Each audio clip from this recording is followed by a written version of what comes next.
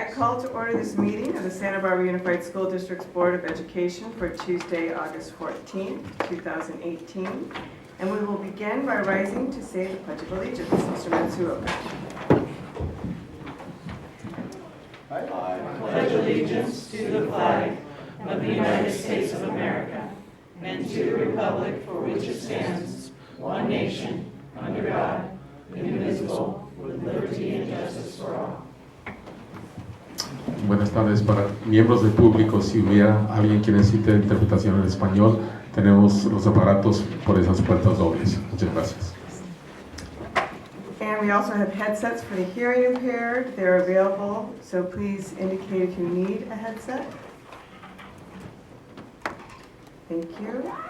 Now we're moving on to C5, announcement of closed session action. The board approved a student transfer. And now moving on to C6, superintendent's report. Mr. Matsuoka. Can I just ask on that, how the vote went on the student transfer more precisely? It was unanimous.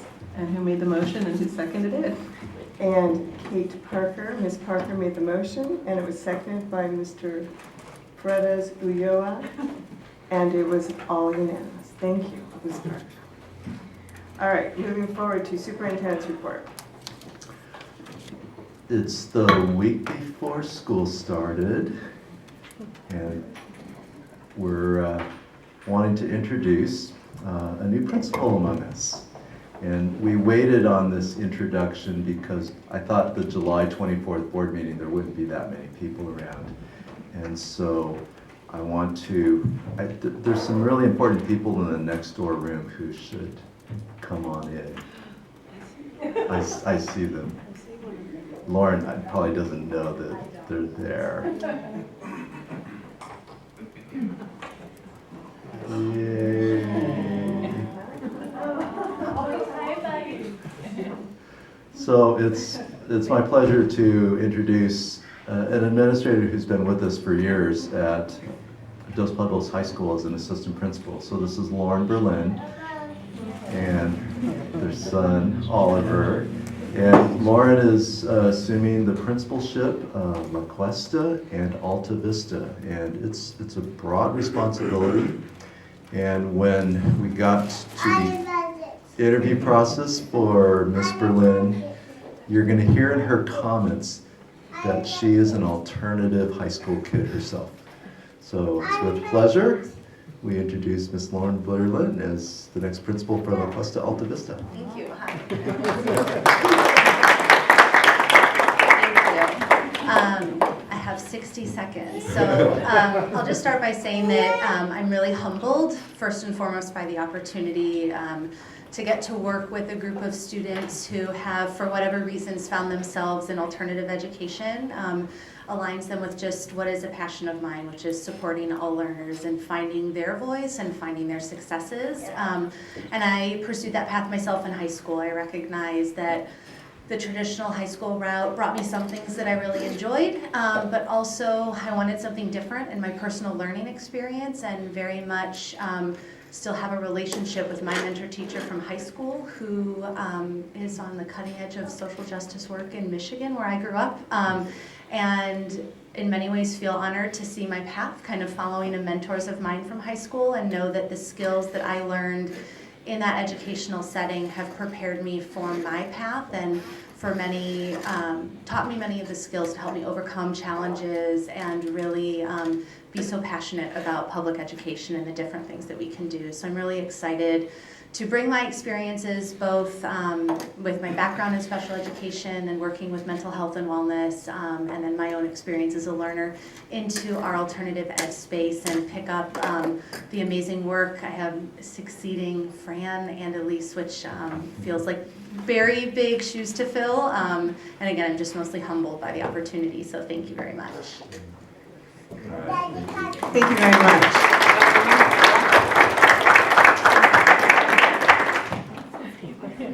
Thank you.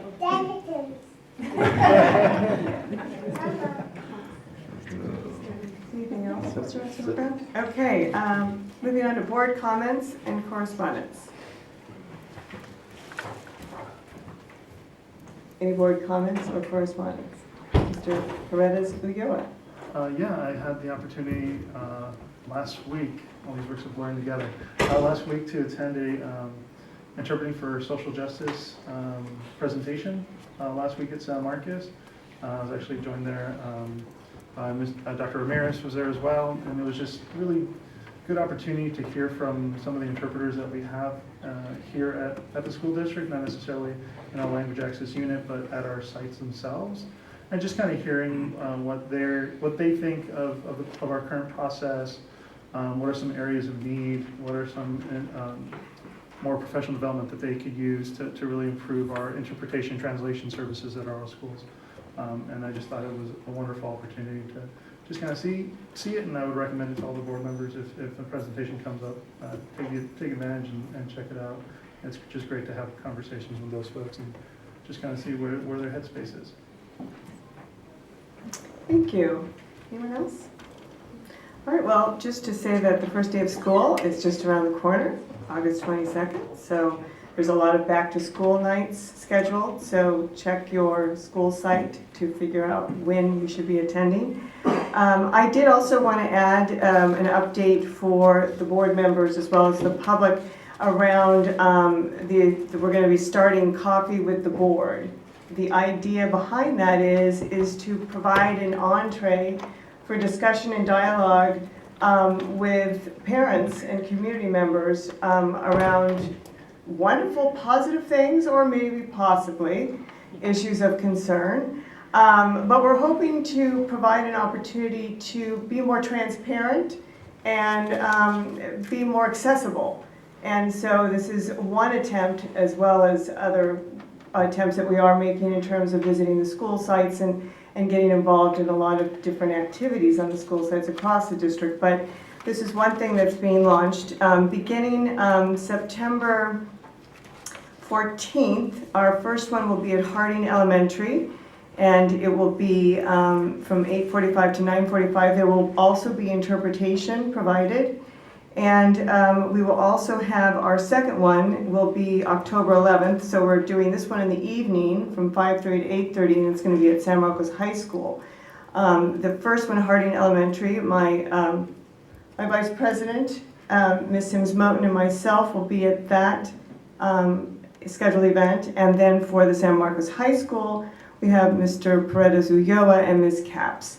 And we plan to potentially have a third one before the end of the holiday break. But we're going to see how these two go. So spread the word. We're looking forward to meeting with the community in a more casual and conversational process. So moving on, we have public comments. Yes, we have two speaker slips. Dr. Andrea Kohlberg, I apologize if I mispronounced your name. Okay, to be followed by Melissa Lowenstein. She'll come here, yes.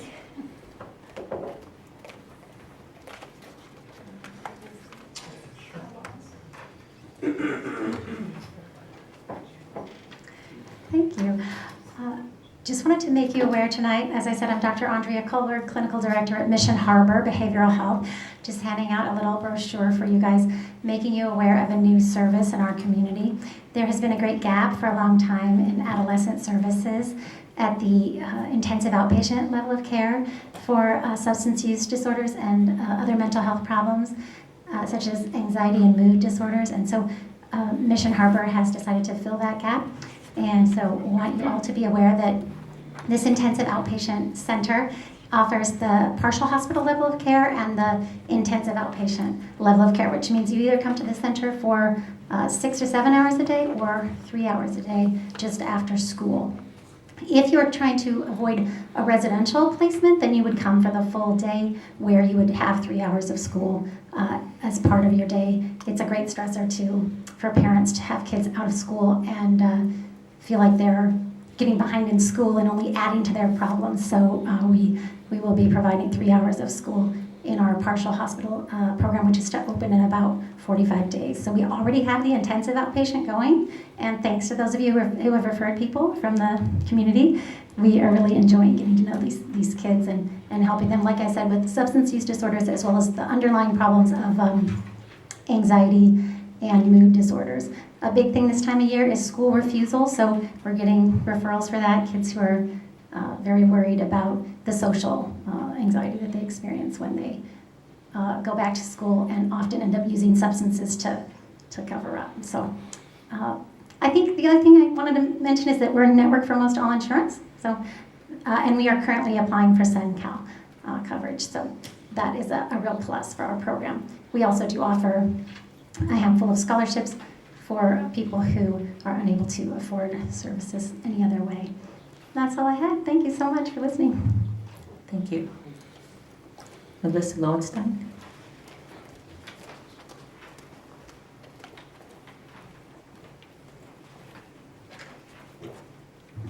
Good evening. So I'm here from AHA, obviously, and I wanted to update the board on some new social emotional learning programs that we have in the schools this fall. Thought this would be a good place to do that. So our AHA Peace Builder program has developed leadership, social emotional intelligence, social conscience, and positive campus climates at area high schools and junior high since 2014. And we're excited to share with you that this year at Santa Barbara, Dos Pueblos, and San Marcos High Schools, we will deliver this program as an enrichment program during seminar and royal time, 1 day per week throughout the year. So no more lunch meetings. We'll be able to do this during the school day. And we'll be able to avoid having to feed kids and bring them social emotional learning at the same time. We also wanted to share that we're training 40 ninth grade teachers at Santa Barbara High School this week in the AHA method, which is our evidence-based curriculum for integrating social emotional learning into classrooms. And we couldn't be more excited or grateful. We're really looking forward to that. And finally, we're implementing a special AHA leadership class at Santa Barbara High. And this is for self-selected student leaders. So this is going to give us a chance to work with some highly motivated youth once a week through the whole year, developing a foundation of social emotional learning, and then bringing a more advanced, comprehensive version of our curriculum, sort of an advanced AHA method for youth. And I also wanted to share that at San Marcos, on September 19th, which is a Wednesday, from 7 to 8:30, AHA staff member and digital citizenship expert Aaliyah Eisenstadt and Dr. Jennifer Freed will be hosting a conversation on digital citizenship. And we would love to have any and all school board members take part in this important conversation. AHA Peace Builder seminars are enrolling now. And if you know any youth who could benefit at any high school, or if you know any educators who might have access to youth who might benefit, I'm going to hand you a little flyer that has contact information for the person who's collecting names for those lists. And we'd love to have you recommend students for this program so we can fill it up and reach a lot of kids. Thank you. That concludes the public comment. All right, thank you. So moving on forward to the consent agenda. Are there any items that fellow board members would like to pull? All righty then. The superintendent would like to pull item number 11. Is this something you would like to discuss now? Or No, like actually, we need to table it till the next school board meeting. Oh, all right. So let's see. Do I have a motion to approve the remaining consent agenda? So moved. Second. All those in favor? Aye. Moving forward now to our action agenda.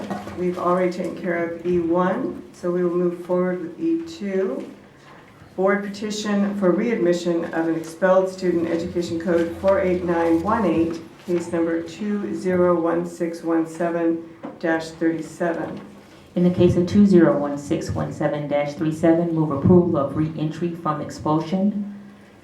full expulsion 1 year school year ending January 2018. Second.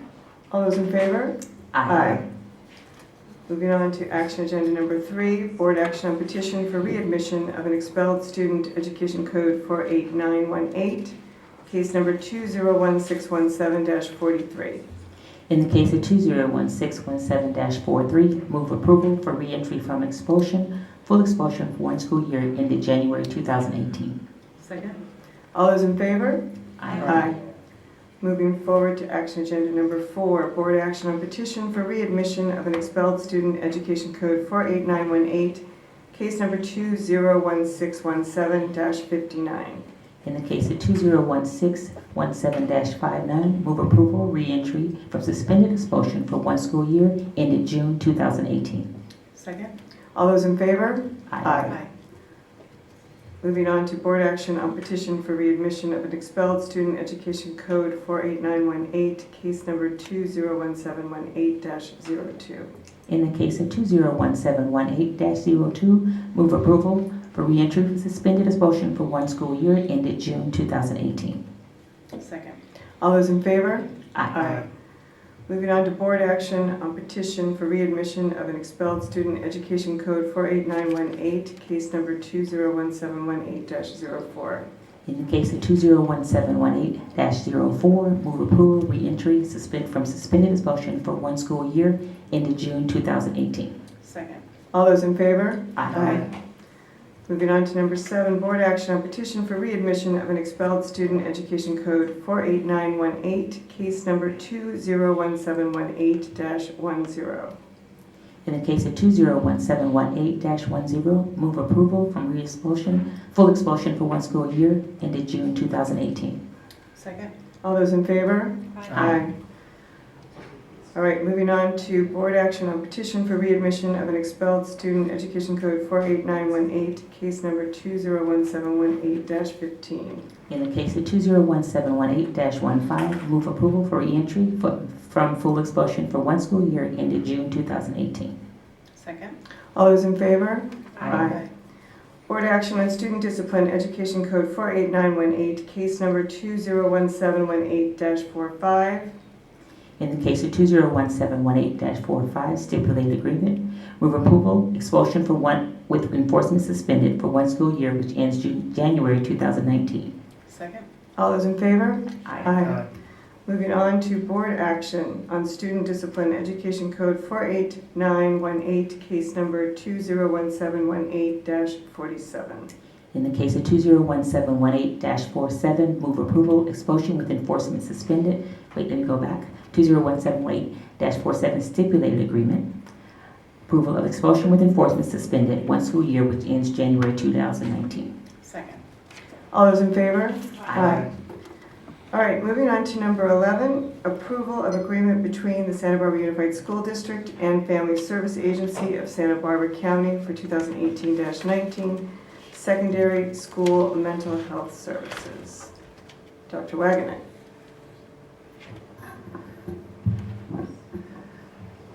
Good evening, Dr. Reed and school board. I bring to you a little sigh of relief. I bring to you the agreement between Family Service Agency and the Santa Barbara Unified School District for secondary mental health services for 2018-19.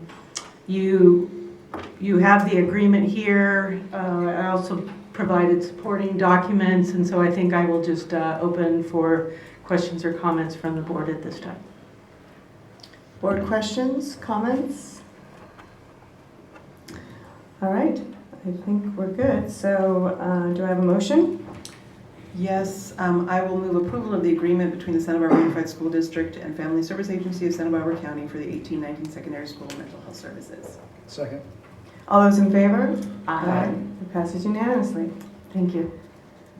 Okay, so we customarily take a break before a report and discussion agenda. Board, would you like us to move forward? Yes. We're going to move forward. We will now move on to review and discussion of the Memorandum of Understanding with Dos Pueblos Engineering Academy Foundation. Mr. Matsuoka. At the last board meeting, July 24th, we shared the quiet but exciting news about the potential of a CTE facility that is just beyond, I would say, the normal scope of what a high school receives. It's an exciting prospect, and now we get into some of the nitty-gritty. So this is a draft MOU statement between Dos Pueblos Engineering Academy Foundation and the district. Craig Price was the primary author. Craig also authored the MOU that was the agreement back in 2009. I shared this really quickly with the team at DPEA. They have some language changes that they want to suggest, but for both boards, their board and our board, this is a first reading. And so I think some of the biggest commitments in there is how does either side get out of this agreement? And both need to have those exit lanes. And also the timeline on transfer of funds. And by the way, we believe that if everything goes according to a timeline, we're breaking ground in, was it February 2021? February 2020. And this MOU actually has delivery of all the funds before we break ground. Now, I'm sure we might get a little pushback in terms of the timing of delivery, but you'll notice the delivery is $500,000, the first payment, in support of the architect fees, $5.5 million at a certain point, and then the final $2 million, but still before ground is broken. So we wanted the board to see this. We wanted to have a first reading, and then, both sides are ready to approve us at August 28th. And the DP Foundation at some point in August, that would be ideal. I think we could let it drift another board meeting, but I think they're especially interested in getting this done because they're out there doing their capital campaign to raise $8 million. And so I think it's important for the donors to see the commitments both sides. So I'll stop there with my comments and let the board ask any questions or add comments. Thank you, Mr. Matsuoka. Board comments, questions? Ms. Parker? Yes, thank you, and I appreciate, I want to call it by the right section number, Mr. Rouse, if you want to scroll down again, it was like number 6, I think, in the, number 6 in the fundraising section, which relates to, also to, in the facility design section, where it talks about the release of the funds. Is that in the facility design section, if you want to scroll down a little bit more? Number 12, yeah. And that was something that I brought up in terms of a specific board policy, and that is, I'm just sort of slowly pulling it up here.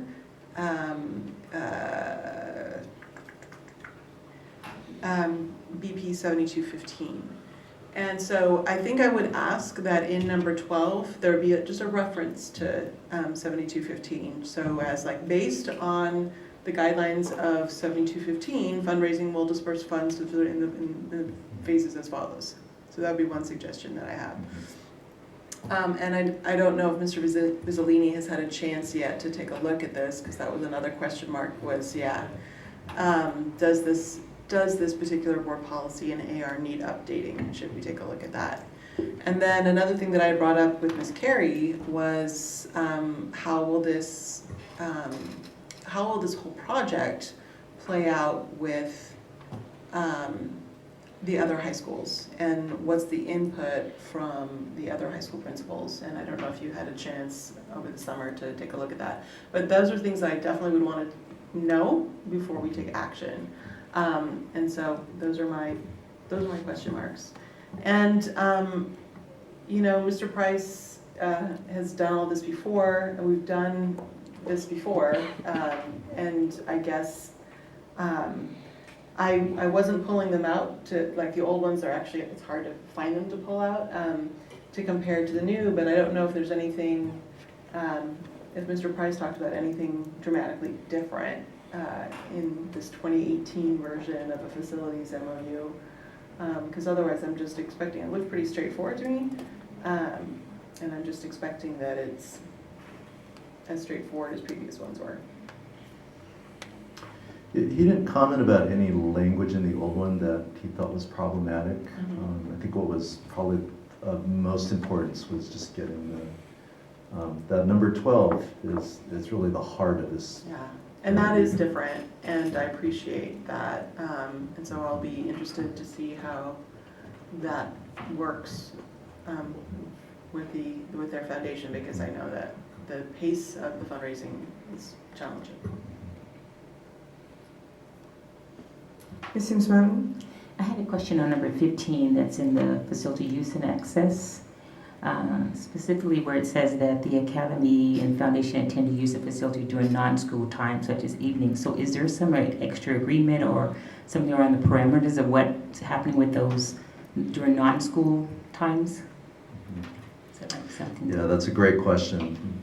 We have a future design process around another MOU around the use of this facility because it is a very large space. It's designed to be a teaching museum space.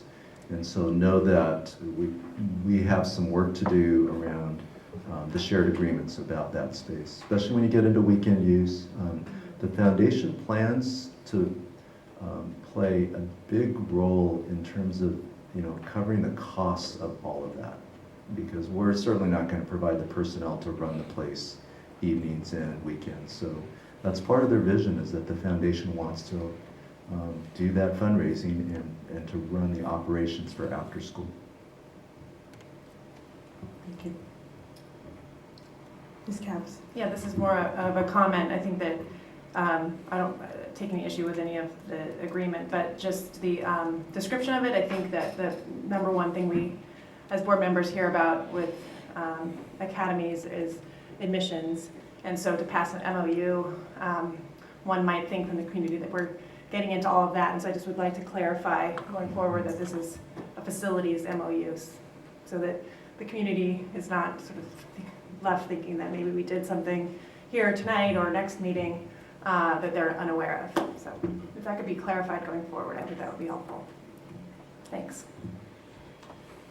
All right, thank you. And I just wanted to reiterate Ms. Sims Mountain's question. I thank you for speaking to that and the idea that we wouldn't be holding the bag in terms of taking care of the finances for weekends or evenings.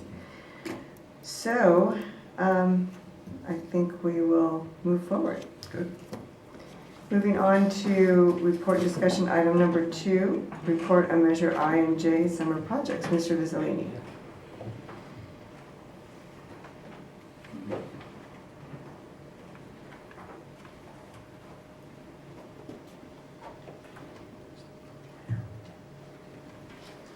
Good evening, Dr. Reed, board members. Your previous meeting, the board was interested in a spreadsheet reporting on one of our progress on the bond program or the projects that are going on. So we put together a spreadsheet that basically shows kind of what we completed last summer, what's in effect, what's moving along this summer. I put together a little photo presentation on a couple of these, and I'm happy to answer some questions. I can also go through some of our list and do some narrative if you'd like. Thank you. Do we have any questions or comments before you get started? Oh, no. Okay. All right, so our first couple of photos are about Dos Pueblos and our storefront project phase 2. So as you probably know, we're eliminating some of the, if you look at the picture on the left behind the worker, you can see the old style that's there in the storefronts, and we're adding windows and insulation and plaster to make it a much nicer look on the inside. This isn't finished yet, of course. None of these are finished. We're going to give you the glorious look when everything's done. But that project is complete for the summer. We have another one planned for the winter time where we're going to try a larger fan to see if it makes a different effect with student vision in the classroom. We had a couple of complaints about the other fans kind of being in the way of the television, so we're going to do one more pilot before we go with the big program, just to make sure we get it right. Please interrupt if you have questions at any of these, please. Dr. Reed, if I may. Ms. Parker? How many classrooms will have been piloted before this school starts? And then how many will be in the next pilot phase? And then how many will be in the ultimate, like, do it all? We've done 2 so far, one each summer, with the input of the site administrator. Did a little bit of testing about temperatures on the first one. Actually have about 80, I believe, on the campus that need to be done, so it will need to be phased. I actually have a meeting next week with an architect to go out there and walk through it and discuss it with Mr. Woodard. And so we'll need to come up with a phasing plan. We're not going to be able to do the whole school in one summer. It's just not feasible.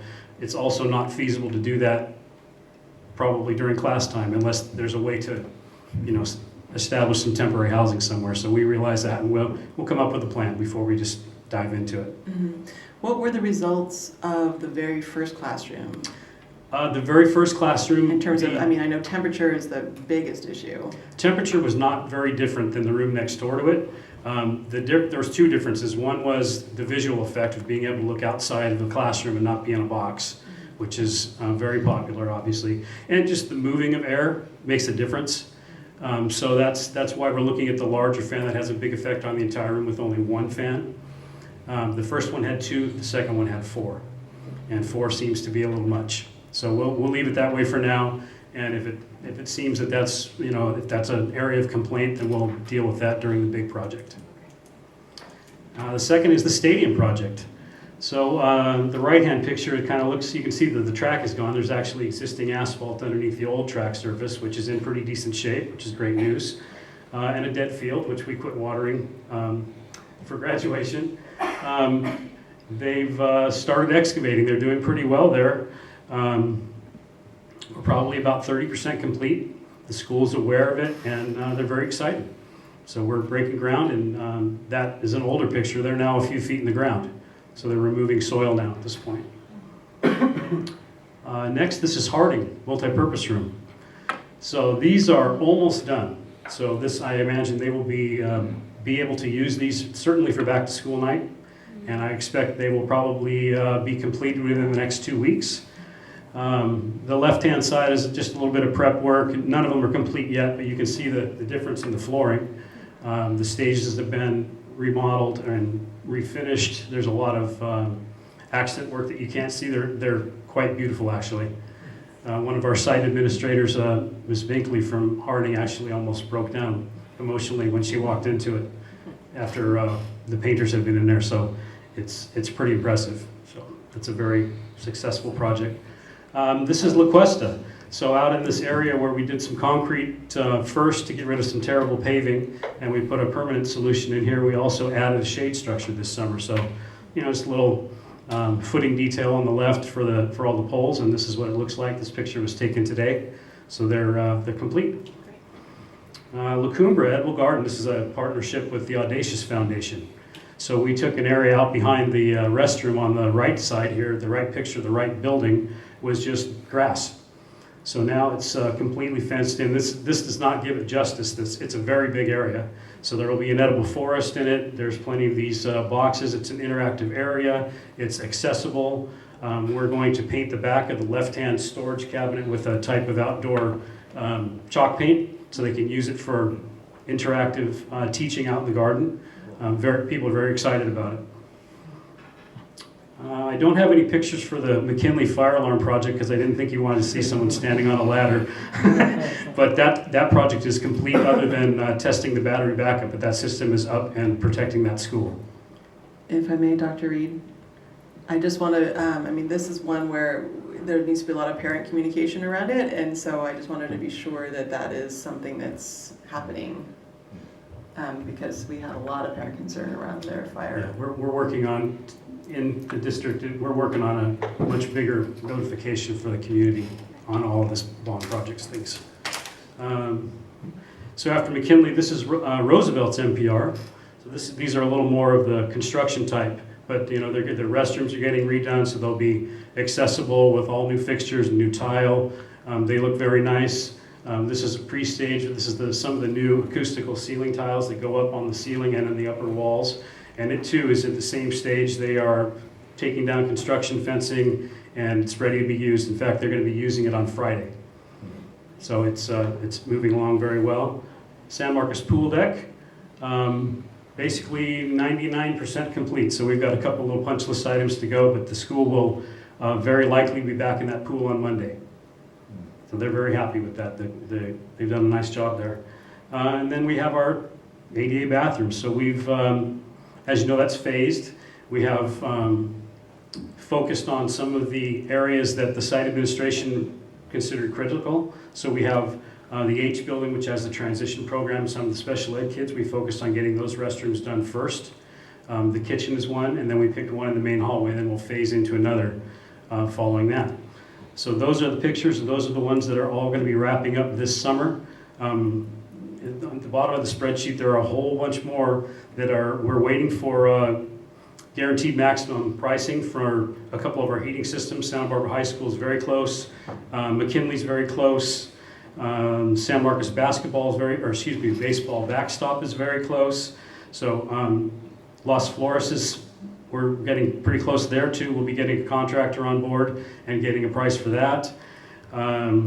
We've got a little hiccup in our 21st century classroom. The initial contractor that we used decided they didn't want to do business with us simply because of some of the rules, and they were concerned about their workforce. Their workforce basically put their foot down and said, we're not coming to Santa Barbara for 3 years. So we've already met with some alternatives. We have a plan. We're going to look at a couple more to make sure we go in the right direction, but we're not sitting back and waiting. So we are staying on top of that. Mr. Vizzolini, can you just expand a little bit for me with the guaranteed maximum price? What does that mean? Well, basically, once we choose a contractor and the board approves it, that contractor gets to look at the approved set of plans from DSA, and they provide a price. They bid out all the work to their subcontractors, which we're not involved in. And at the end of it, they provide a guaranteed maximum price. And as long as we don't run into unforeseen problems, that price, there should be very few change orders. That's one of the benefits of doing it. Okay, thank you. Sure. Let's see, what else? Peabody Stadium. Did I put one of those on here? I think I did. Oh, no, didn't get on here. I apologize. Peabody Stadium is about, oh, there you go. Sorry, Brian.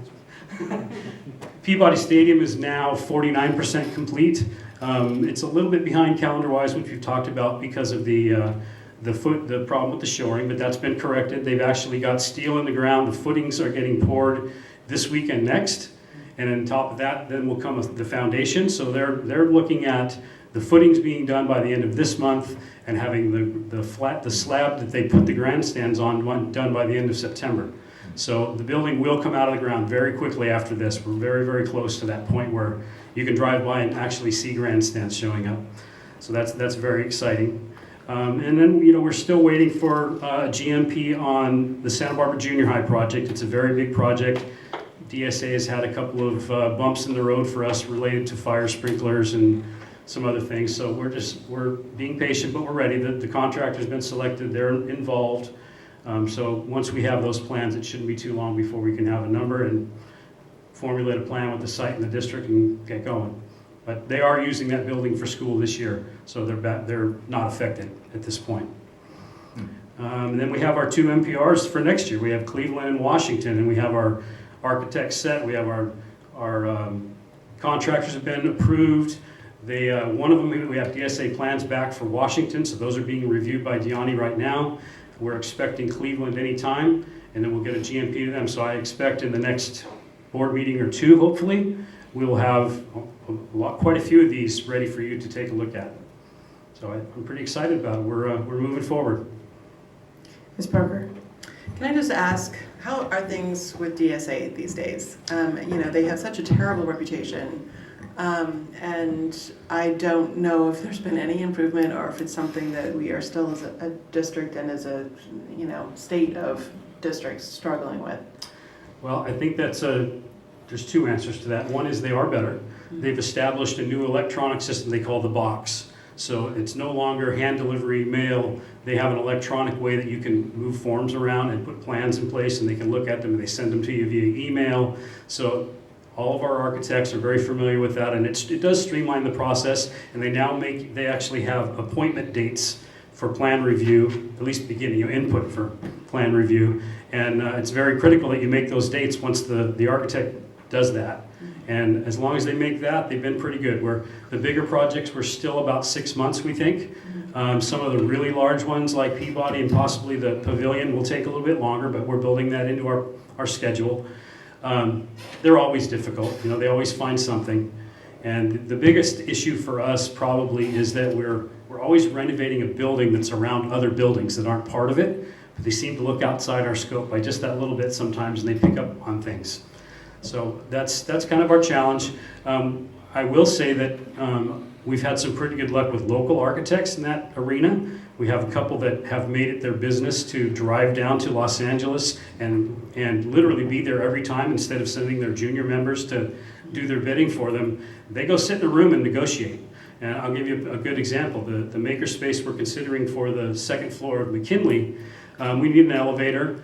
Part of that review is that there are 2 stairwells for emergency access, for egress. And one of the stairwells was done not too long ago, probably in the 80s, so it's relatively not too long ago. DSA originally was going to make us redo the whole stairwell because of some small dimension.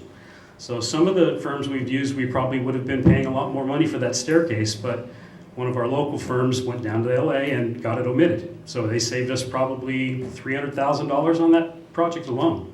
So it's worthwhile sometimes to pick who you go with. So Great, thank you. Mr. Yeah, I just had a question. This all sounds wonderful, and it's great to see the actual pictures of our taxpayer money at work, and we're so grateful to have that ability. But I just was wondering if there's any cause for concern on some of them that might not be ready on schedule, and any plans that you can speak to. For example, I know it's my personal example, but the Roosevelt multipurpose room, I know personally how much that gets used, and if it's not ready for a couple weeks. it'll be usable by the time school starts. Okay, so for in both cases. Great. And you know, there is a small glitch there, but this goes back to our contractor selected service. The manufacturer of the cafeteria tables wasn't able to deliver them on time. Mm-hmm. They aren't there now. They aren't going to be here until probably sometime in September, 2-3 weeks into September. So McGillivray Construction, who is doing those 2 MPRs, they stepped up and they rented tables at no cost to the district, okay. and they are going to be in place. They were delivered today, Okay. and so they'll be able to use those rooms. Thank you. That's great. Mr. Paredes-Ugula? Kind of piggybacking on that about delays, we still have a 5/15/19 end date for Peabody, and you mentioned some of the delays that we've hit with that. Are we still looking at 5/15? Are we looking at 6/01? We're having a little bit of a trouble getting that schedule out of AMG because they don't want to commit to the fact how far behind they are. But just based on, you know, we have our construction management firm, we have our architects. We just met today, and our latest estimate on our side of the fence, so to speak, was 49%. It's supposed to be about 56, I believe, by the calendar. They're making up time. I think that they're going to be okay. They will be a little bit extended. We gave them a little bit of time because of the Thomas Fire and the mudslides. So they gained probably 15 days of credit. There's no financial exchange, but they get a little extra time. The shoring is on them to make up, and they work some Saturdays, and they're doing pretty well. The good news is that the stadium, we think, will be usable for sure for graduation. We're not concerned about that at all. There will be some issues with landscaping because that's the second part of that project anyway. But there has been no talk about the fact of moving graduation at this point. And then one more thing. Love this chart. Are we going to find it somewhere online? Is it going to get updated? Is it already online? Absolutely. I can do whatever you like. I'll share it out with all of you in the morning if you'd like. We are working on something that's web-based, so we'll have photos and descriptions and timelines, and that'll be its own web page that Lauren is working on. So we've been taking lots and lots of pictures and updating the narrative on all of those projects, so at some point we'll have a nice presentation for anybody to visit. And we're also using some sort of new software, right, to keep track of all our projects? Yes. That's much of the numbers that we have now. We're coming out of Colby, so we're getting very close, and we're actually, Meg and I have been working with the manufacturer of the software to try and get specific reports that will be helpful for you and for our bond oversight committee. That are pretty easy to look at, and not too much of an information overload. But yeah, those figures are in there, and we are keeping track of our budget, and we are putting all of their invoicing, and so all of the expenses are being tracked. And it's expected to be a kind of short turnaround for those updates or upgrades that we're asking for report-wise? As far as the status of the projects? I mean, just updating the software, because I know, databases can be buggy if you don't have the right reports. Yeah, well, we spent quite a bit of time, our financial group spent quite a bit of time with data entry because, as you can imagine, the bond program has a lot of data entry. So my most recent conversation is that they're very, very close to having it completely ready to go. Other than, even future projects, budgets are in there. There just isn't anything to charge against them yet. Wonderful, thank you. All right, thank you. I just would like to thank you for the transparency and bringing this forward and your work. Thank you very much. So moving forward to F3, attendance report end of year 2017-18. Dr. Wagner. Thank you, Dr. Reed. School Board, I bring to you the first of this year's, this is actually our year-end report for 2017-18, but it's our first of 3 attendance reports for the year. So highlighting, I think I want to start with, there's going to come a time when we stop talking about the community-specific factors from 2017-18 that impacted our schools, but I think it is absolutely important to look at our attendance data, a lot of it through that lens. Especially, I note that before I talk about this annual attendance rate, that we were seeing pretty good numbers heading into December, and then those were impacted when I gave my mid-year report last year, and so we're seeing the effects of that. But there are plenty of things to celebrate here, and definitely areas around which we need to continue to set goals and work. P2 is the annual attendance rate. It's really the annual attendance rate of P2, which Ms. Jate tells me is a specific day in the spring. And we compare that to our P1 date, and we get our annual attendance rate. It's used for collecting ADA. So we can see that we have slowly been inching up year after year. The goal in the state of California is 95%. We are so close. So I'm confident a year from now I'll have a number that's in excess of 95%. And I know that's on tape, so we'll be able to go back and look at that. So really chronic absenteeism, though, is now that measure, that metric that we look at very closely, and it is a part of our LCAP, specifically specified in goal number 2. The district absentee rate was 15.3% in 2017-18. That was an increase of a little over 0.5% from the previous year, but no increase is to be celebrated. However, in January, when I reported the first semester to you, it was 16.5%. And so we did see a decrease from January to June of 1.2%. And given the year that we have, the fire, flu, and flood, I think that it can be attributed to that. If we look at over a 2-year period of time, we're still down almost 2% for all students. I'd like to see that decreasing more steadily. We see disproportionality continues. We are especially concerned about our students with disability who have the highest rate of chronic absenteeism. Again, chronic absenteeism is students who miss more than 10% of the school year, so more than 18 days of school, or a month of school or more. So we need to continue to work on those, set goals around them.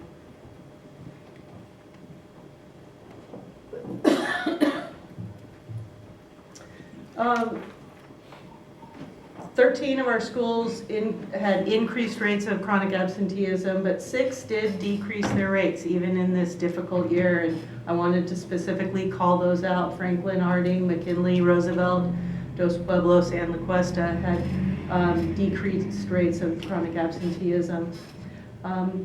We had 2 subgroups that have seen a 2-year all but two subgroups have seen a 2-year decrease in chronic absenteeism. And Asian students and students who are reclassified English proficient have not seen decreases. And again, students with disabilities are our major area of concern. Truancy, which really, again, is a form of chronic absenteeism. It's any type of absence that does not get called in and is not excused. We're still trying to inform our parents about what is an excused versus unexcused absence. Things like a trip to Disneyland when Grandma and Grandpa come out, it's not excused. If a family makes that choice to take students out of school to do that, that's theirs, but it's not an excused absence. So we continue to do education of families around that fact. But truancy is really when there's no phone call to the office or no note that's written to clear the absence. So we saw a decrease in our truancy rates. We still have disproportionality amongst our different subgroups. And again, if you look at our students with disabilities, they have the highest rate of truancy in our district, nearly 1/3.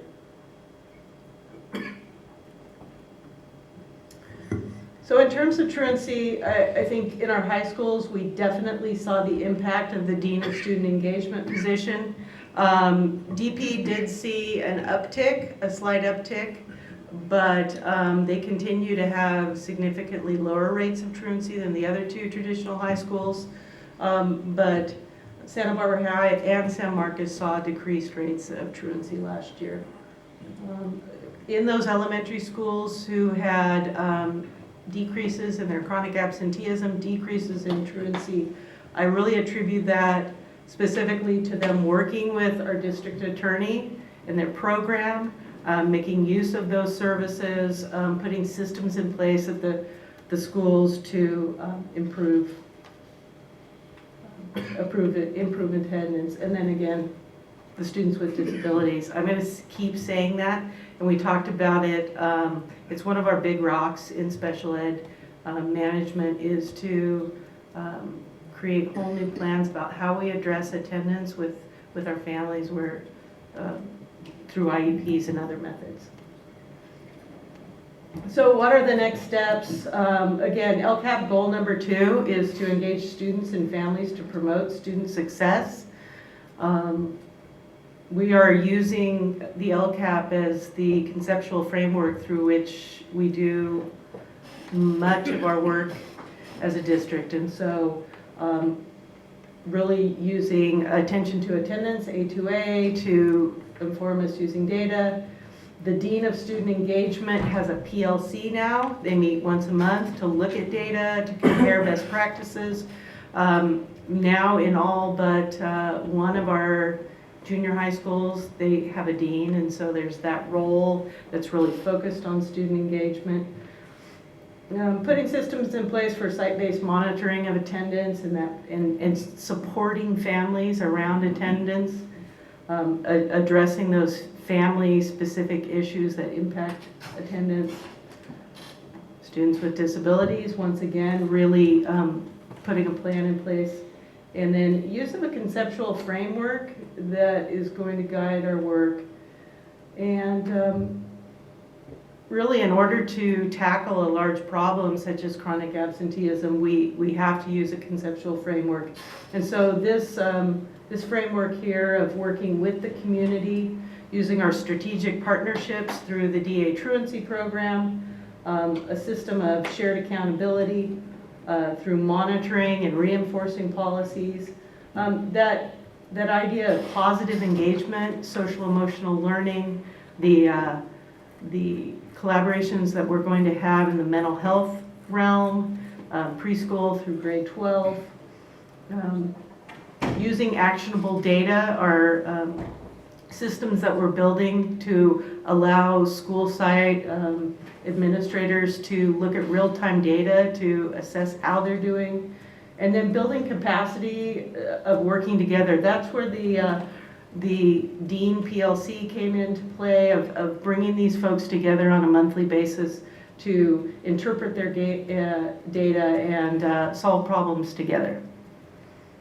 So I think with that, I will open it up for questions and discussion. Ms. Parker? Yeah, on the high school level, do you break it out? Do you do the analysis by grade level as well? As a parent of a Santa Barbara High School graduate, certainly I got a lot of phone calls, a lot of automatic phone calls his senior year about missing classes that I had not gotten in previous years, and it was really about his age, access to a vehicle, timing, and just attitude about school as a senior. And so I know that it probably would have been helpful to have a family discussion before senior year started around expectations and attendance. But I don't know. I mean, I don't feel like that was ever like just directed to senior parents. Right. And so that's a question mark that I have. So to answer your question, and that's certainly data I could bring to the board, that I have many different vantage points from which I look at the data, and one is that grade. So if you look at kindergarten, the chronic absenteeism is up here, and it slowly goes down. It kind of levels off grades 2 through, like the best attendance is usually in 6th grade. I don't know what it is, but 6th grade, and then it's slowly, and then senior year, is the year it becomes higher than kindergarten. And you see it really go up in 11th and 12th grade, and it's exactly what you're talking about. I think when you talk about students who have access to cars, their friends have cars, they have feet, and they're allowed to leave a campus on their own, what's compelling them to stay in school? That's the engagement piece. The situation you described with your son is one reality. The other reality is for students for whom school has become, insignificant. Class is not a place they want to be or see a reason to be. And those are really the students that the deans are trying to re-engage. But as you talk about, I grapple with, what do we tell a senior parent whose child's getting good grades that they need to be in class? And I've seen that. I've seen students who have poor attendance, but they have all A's in high-level classes. And so that's a whole other ball of wax that we need to talk about. Ms. Capps? Well, on that point, how much money does the district lose for an unexcused absence? Well, when we're out of basic aid, but we're going back in, but Ms. Jate, what's our ADA per student per day right now? Daily, it's about $47 a day. That's just for LCFF funding. Yeah. So I mean, it's probably only motivating to some parents, but I think maybe potentially that knowledge could be for those who choose to take their kids on vacation and miss a whole week and that kind of thing. Right. Really making the district suffer. And some parents do respond to that. Others say, well, you just want my kid to come to school for the money. Right. And then I say, well, no, but that is, for some parents, they don't do the math and go, oh, yeah, okay. So it does compel some people, yeah. But if you put that, thank you, I'm so sorry. But if you put that 47 in just singular, it seems small, but in aggregate, it seems a lot. So even having that approach too, that one kid is $47, but a number of kids is more than $47 in terms of those pieces. So it's magnified by that. So if our average daily attendance is 94.8, that's 5.2% of our students. 5.2% of 13,900 is whatever it is, times 47, and that's how much we lose per day for absences. So it definitely does add up. So Thank you, and I think this data is important, and I'm sure that principals are aware if their school is, and it's nice that most schools have seen an increase, but could you kind of talk about the ones that haven't, or the ones of more concern where the rates are going in the wrong direction?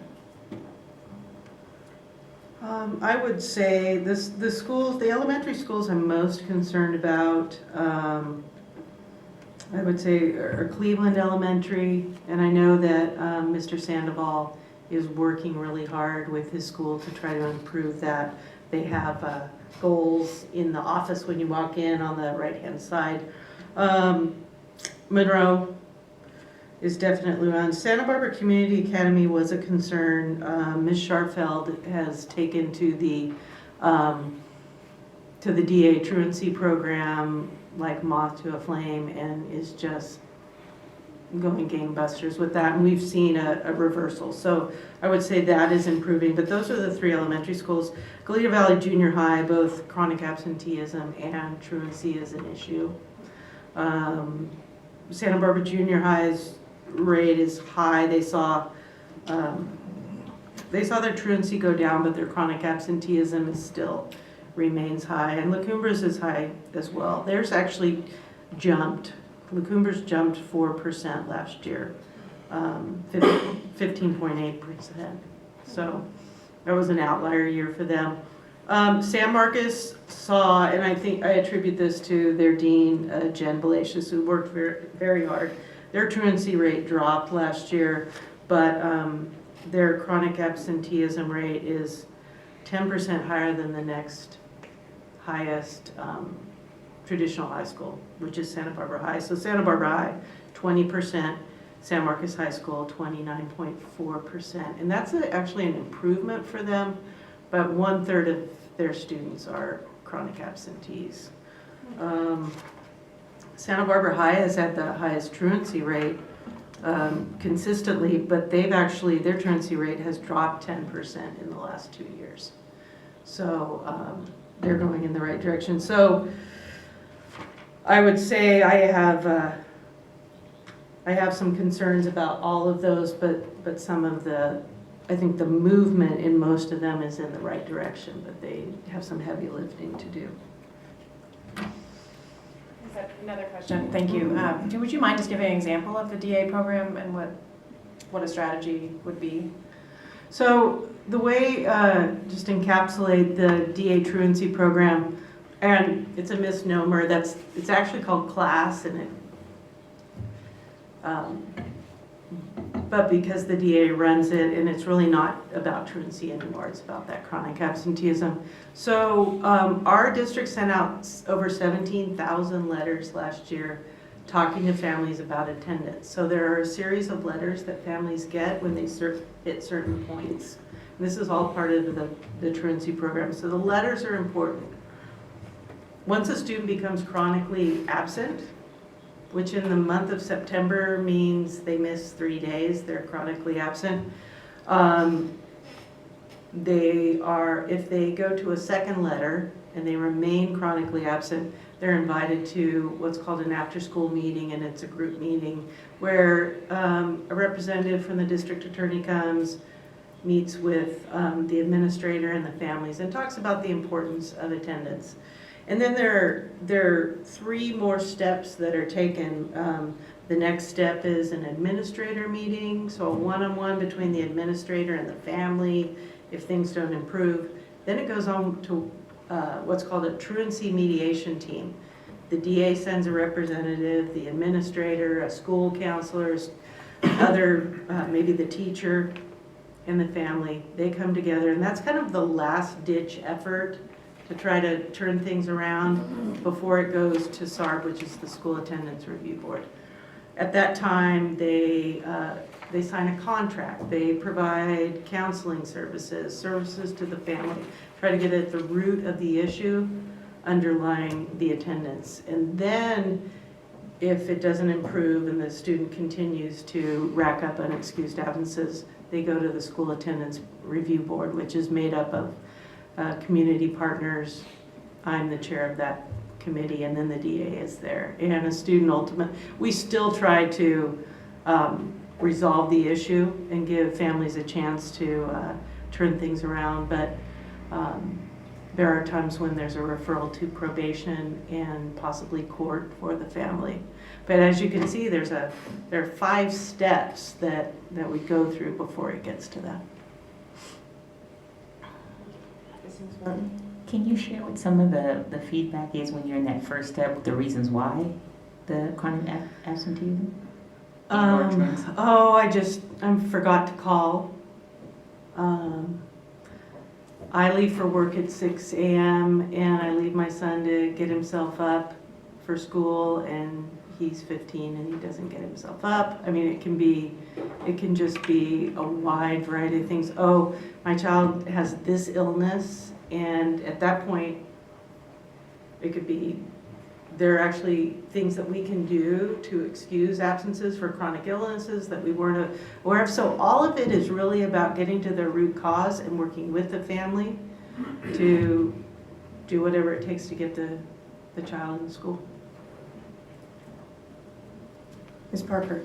I'd like to circle back to the ADA, and we're currently what was formerly known as basic aid, but now community funded, popping out of that, and then going to go back in to being a community, and Mr. Tay is crossing her fingers there.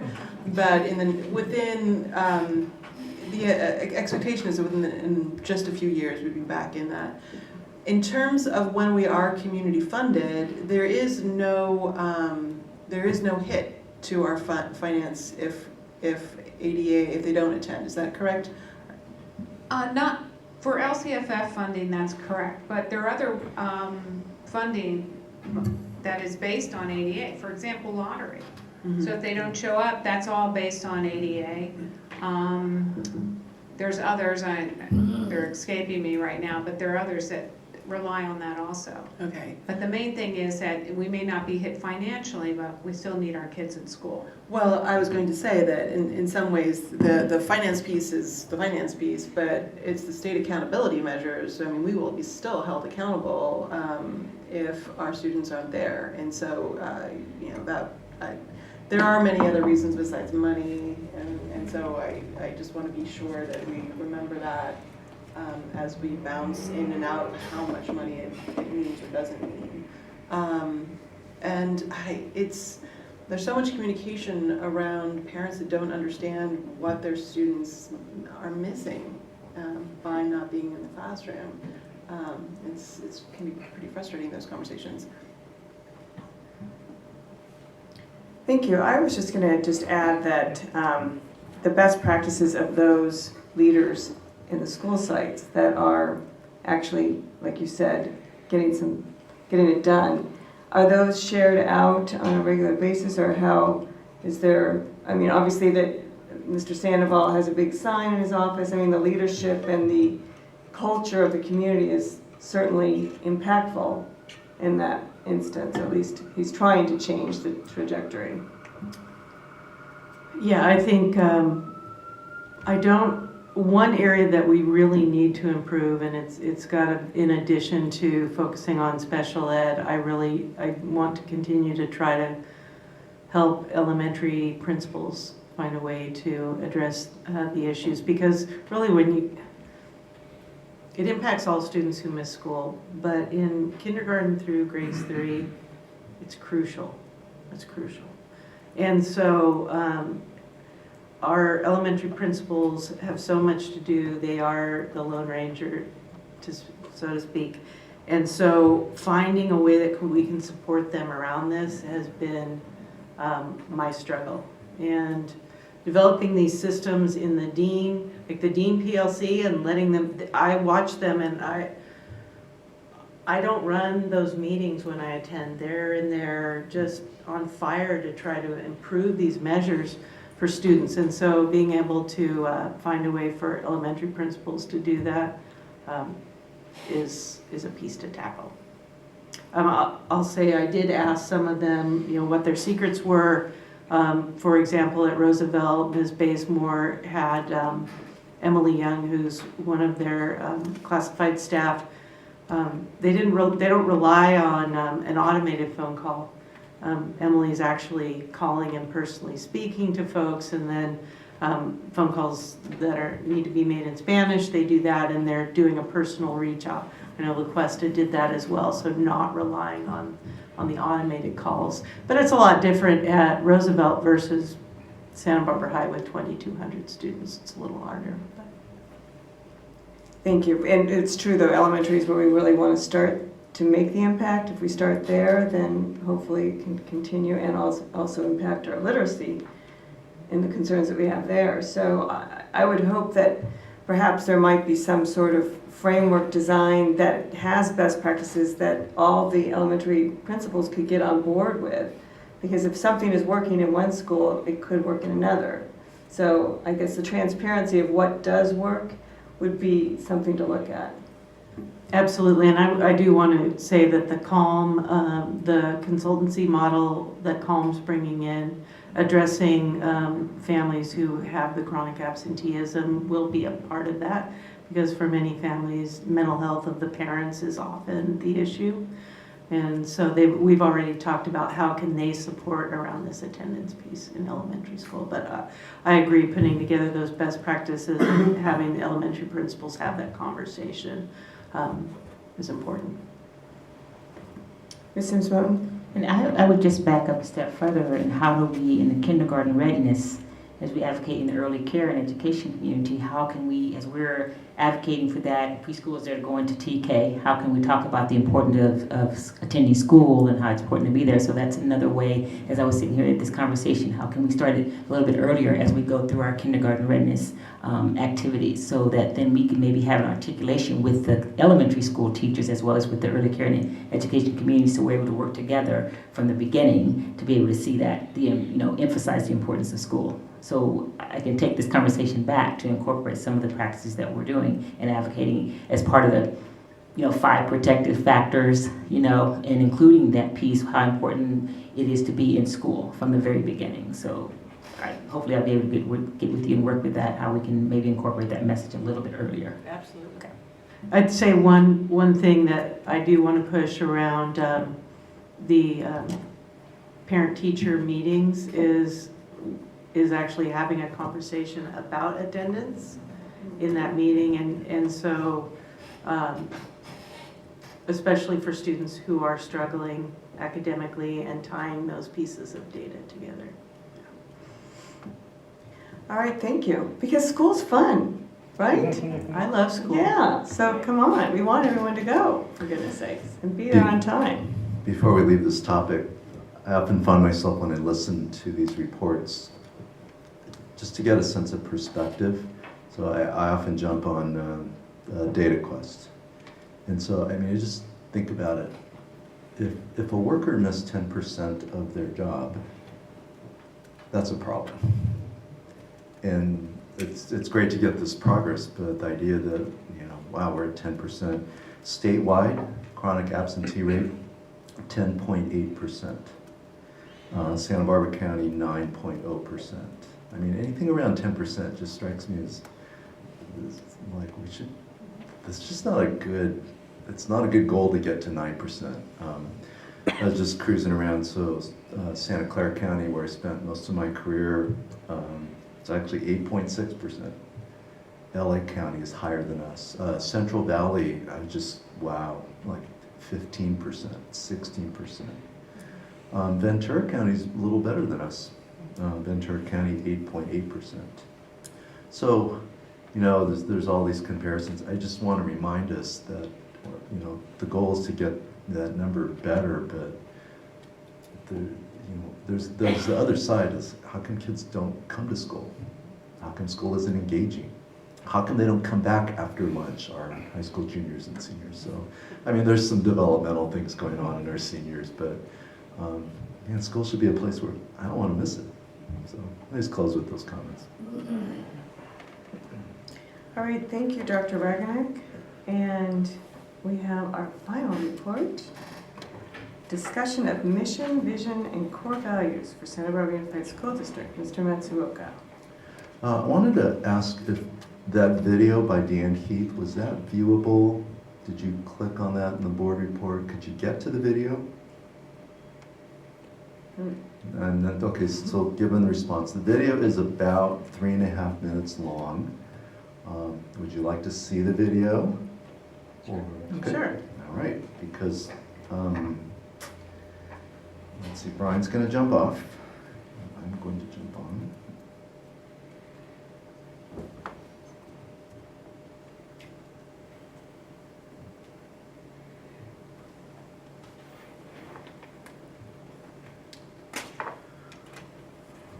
And hopefully it goes.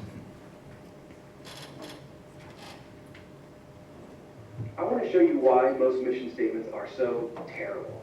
So let's say that you own a chain of pizza parlors, and maybe you have a mission statement that you've drafted, and it says something like, our mission is to serve the tastiest damn pizza in Wake County.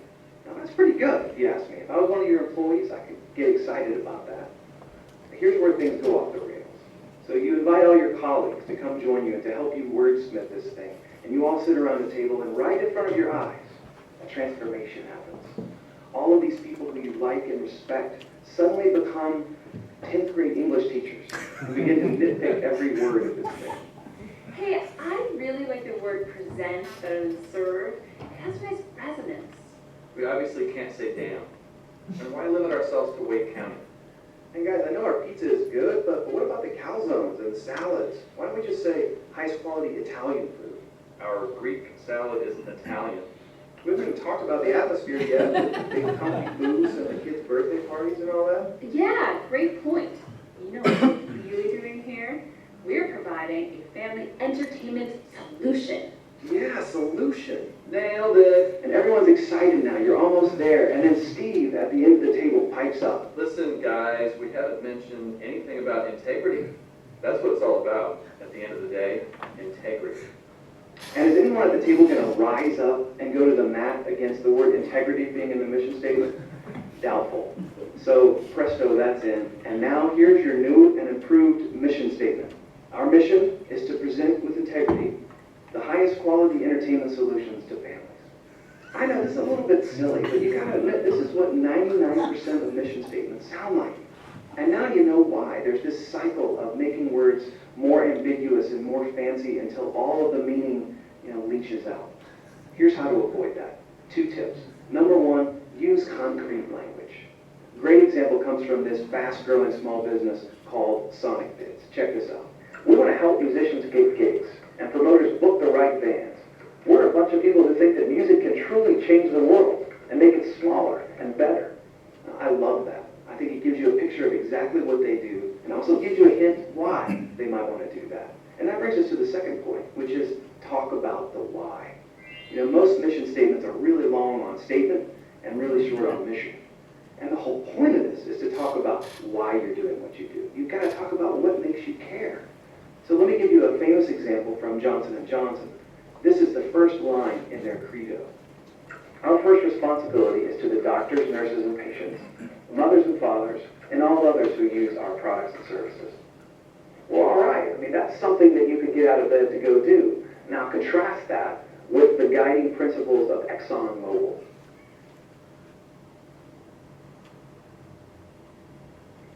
Did you feel that? A little part of your soul just died. So now you've seen why bad mission statements happen to good people, and I've given you 2 tips for avoiding that fate. If you're interested in learning more about writing a great mission statement, go to fastcompany.com/Heath. And in the meantime, I want to challenge you to do the impossible, to create a mission statement that says something. And one final hint, if it includes the word solution in it, you're not there yet. Thanks for watching.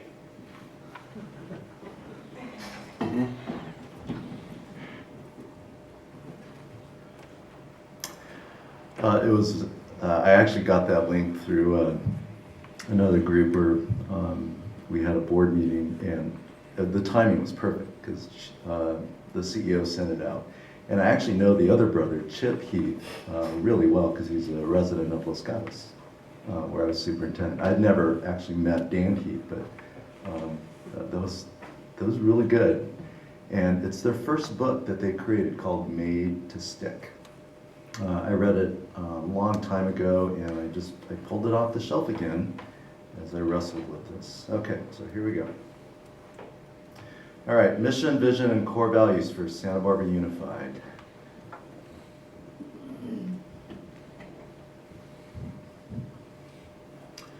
So it's sort of understood that mission and vision is critical for an organization. What does it do? It creates alignment, or at least the possibility for alignment, creates energy, and creates a picture of the future that we should all work towards. In my sort of research about mission and vision, I've actually struggled in my leadership career with the difference between the two.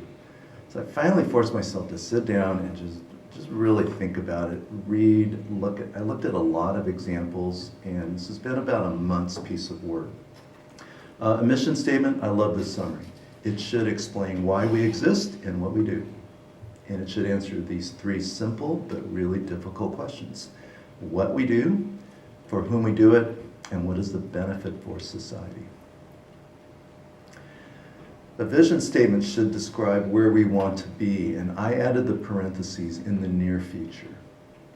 I think you should create a vision statement that's got about a 3-year time trajectory. If it's like 10 years, it could work, but I think there should be something sort of pressing about it. Like it should move us to action now to get there quickly.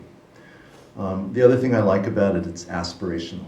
It paints a picture of where we want to be in time. Okay, so you just heard Dan Heath. I pulled my copy of Made to Stick off the shelf. The subtitle is Why Some Ideas Survive and Others Die. I can summarize the book with those 6 words. So, memorable messages are simple. I like the idea of unexpected. It's concrete, credible, emotional, and it should tell a story. And so if you're interested in the book, board members, let me know, because I just passed it out to cabinet today.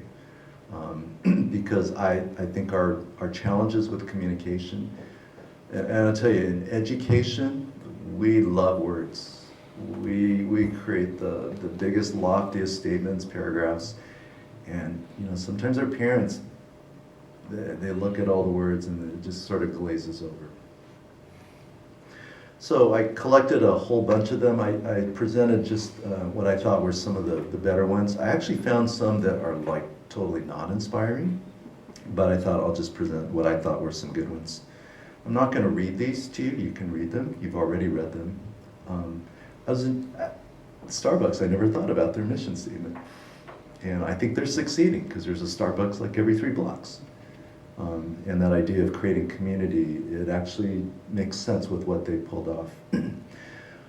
Tesla is a very intriguing company. It's the vision of a kind of a singular man who needs to focus if his company's to survive.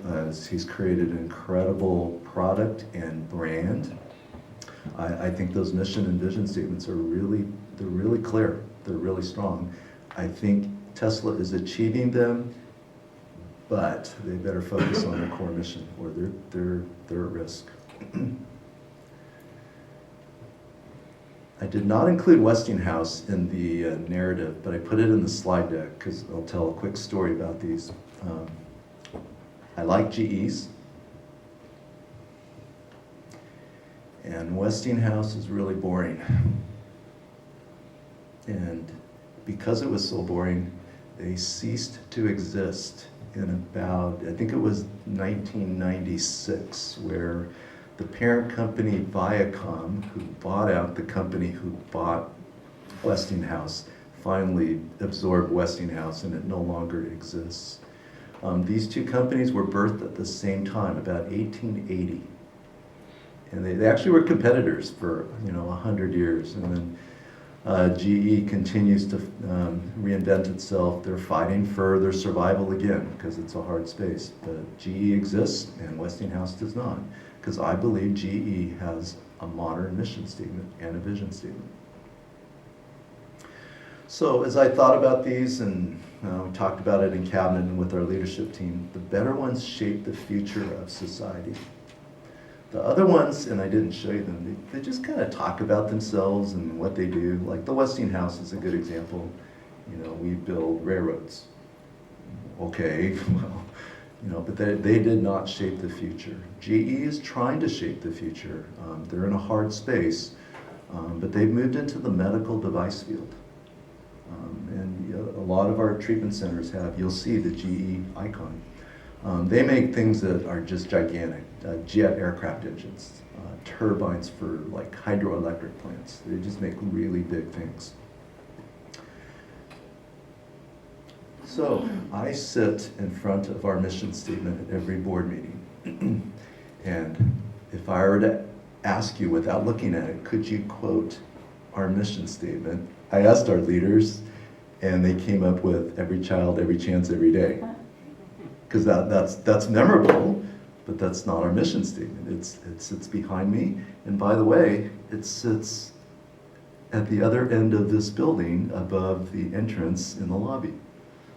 I noticed that. I was looking out the door of the other board meeting. When you recite this mission statement, it feels like it's a paragraph. It's so long. I would say that this mission statement is too long. It's got a lot of words. Every word is very important and meaningful, but it is not memorable.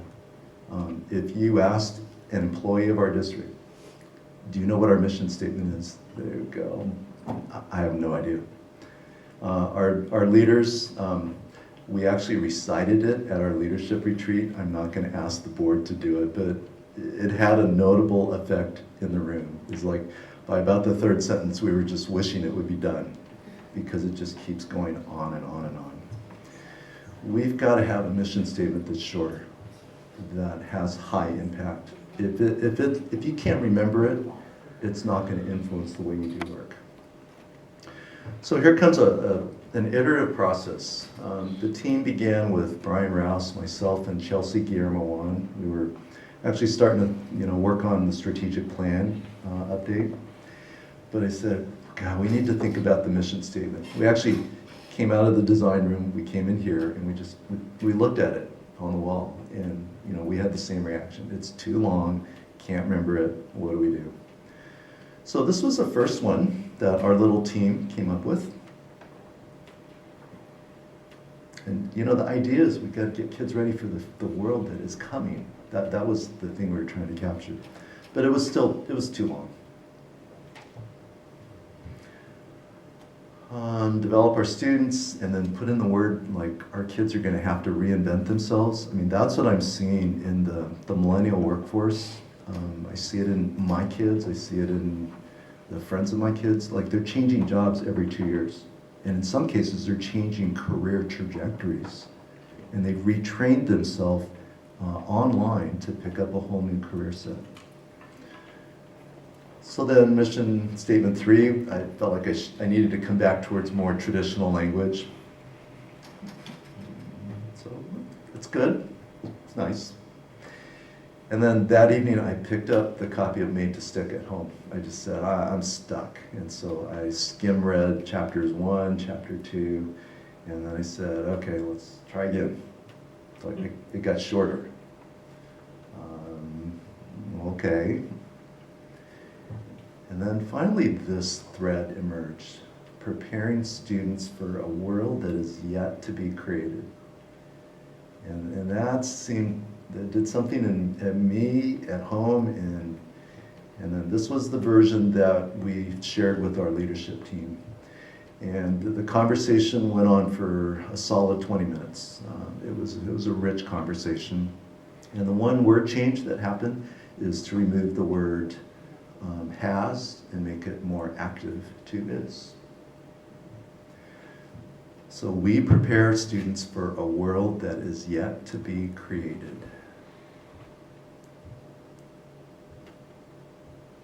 Now, does it answer the 3 questions about a mission statement?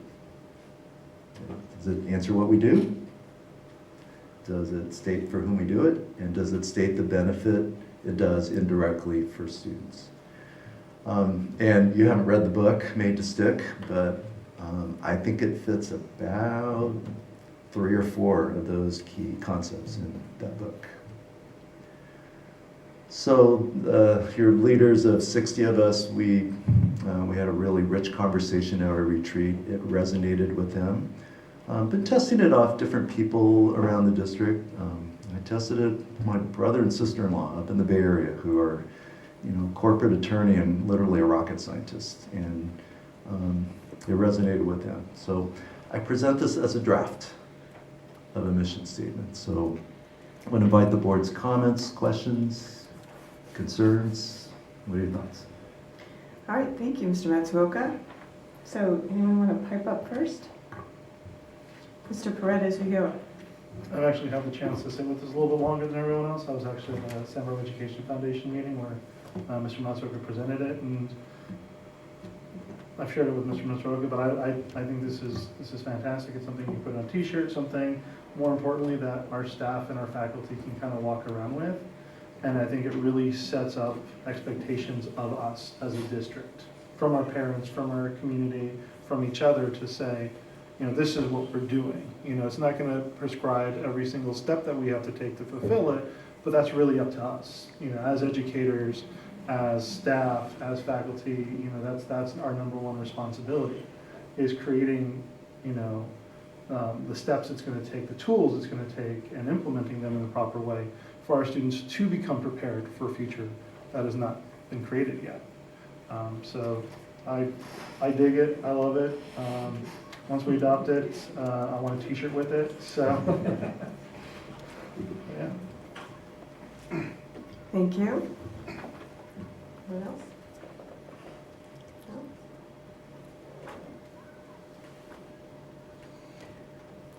Ms. Parker? I mean, I'm just curious, I think you said that it's something that you're going to be testing out with the community, is that correct?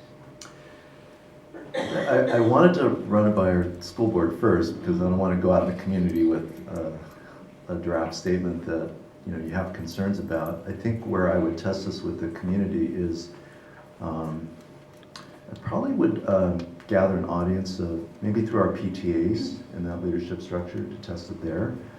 If there's a large parent gathering, would love to throw this out. It's not a long conversation, but it's just like what resonates, what questions do you have? Internally with our employees, TLAC is certainly a future body. I mean, it represents K-12 across the district. I just would want to put this out and say, it really begs some questions and some explanations. Whoa, what do you mean the future that's yet to be created? How do you know what the future is going to be? Well, that's the whole point. We don't know, but that's the future that our kids are going to land in. So I think I'll create some opportunities to invite the community in. It's really asking the question of all of our stakeholders, does this make sense? I would just say that I've had a little bit more time too, like Mr. Paredes Ulloa. But what raised in my mind was we prepare students for a world that is yet to be created. And so I'm thinking, so what are we doing about it? So it makes me want to reflect back at the district, at our teachers, at our principals, and it actually inspires, I think, reflection and transformation. So what are you doing to transform and to transition to this 21st century global world?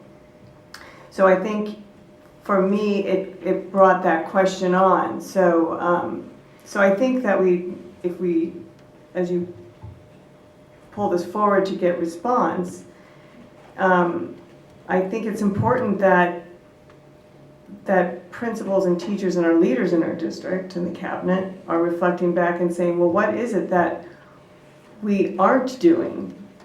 And what can we be doing to ensure that we are preparing our students for a world that is yet to be created? So really reflecting on our practice, which is one of our key values. So I would say that this really brings forward the reflection piece and then the professional development around what can we be doing to make that change. So it actually can drive our district towards meeting new goals around this. So it kind of became more open-ended and reflective for me.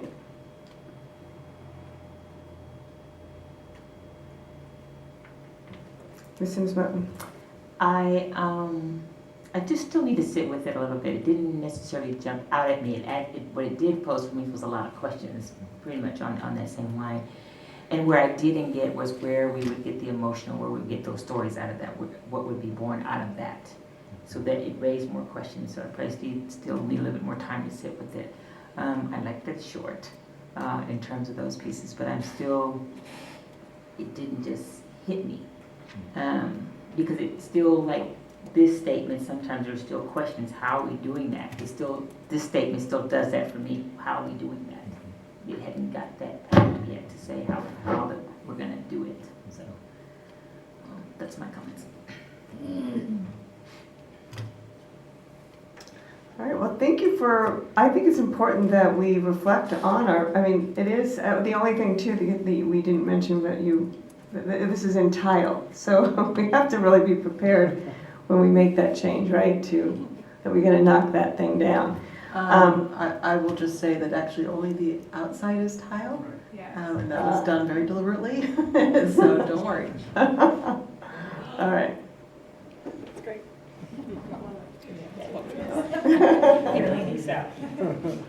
Is it a whiteboard? I didn't notice that the center part is just a white surface. Great, thank you. Thank you, Mr. Matsuoka. So, moving forward to, let's see, coming events. Looks like let me just get back to my.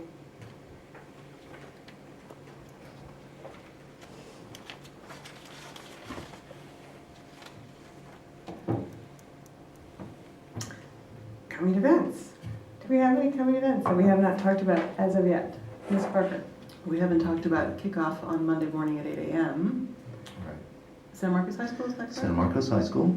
I'll get an email out to you just to confirm who can be there, because I'll love to introduce you. So 8 a.m. will begin, and I do plan on writing a speech around this draft mission statement. And so if you get a chance to listen to it, you'll hear some of my thinking about why these words, and to begin to answer some of those why questions. Why this, and what do we do? So, and then school opens Wednesday. It will be a busy day. By the way, we have built a, what's the name of that system? High profile? VIP special events. So we've built a VIP special events. It's going to be a Google spreadsheet so that you can sign up for, like, when we got all the back to school nights set up, so that you can just indicate which ones that you can make.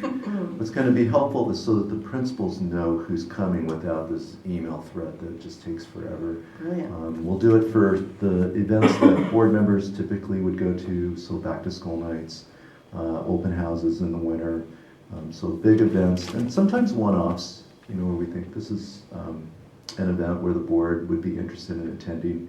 And then we've got some facility opening moments to have. I think we're looking at these multi-purpose rooms, and your schedules will be busy, so we'll start pushing that out to you, and you'll just be able to sign up, and that way we have a record of who's going to come. Good.